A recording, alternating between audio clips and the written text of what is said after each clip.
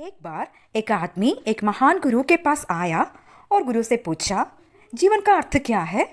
गुरु ने कहा कि जीवन का कोई विशेष अर्थ नहीं है, लेकिन प्रकृति के पास जाओ। जीवन के कई मायने प्रकृति से ही सीखे जा सकते हैं। वह प्रकृति के पास गया। उसने इसे पहली बार पेड़ पर देखा।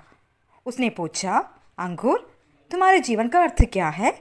अंगूर ने उत्तर दिया, देखो, मैं अकेले खड़े रहने का साहस नहीं कर सकता।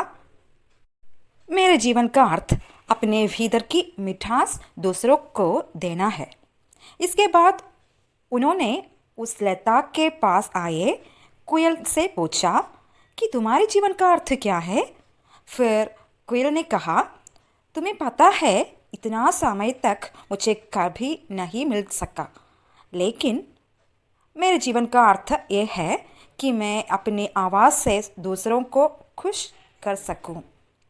उसने यही बात मोर से भी पूछी, जो उसके पास आया था।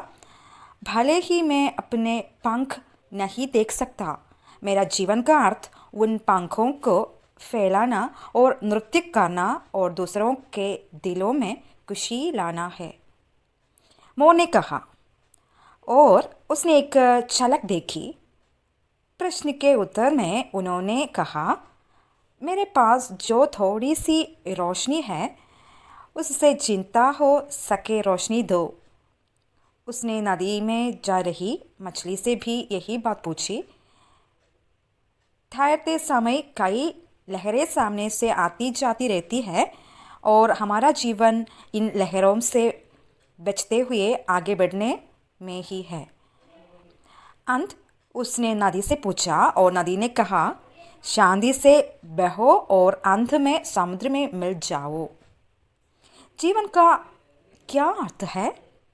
अपने जीवन का फल मीठा करे और दूसरों को दे। अपनी आवाज़ दूसरों के गानों को मधुर बनाए। हमारे कर्म दूसरों के दिलों को खुश करे।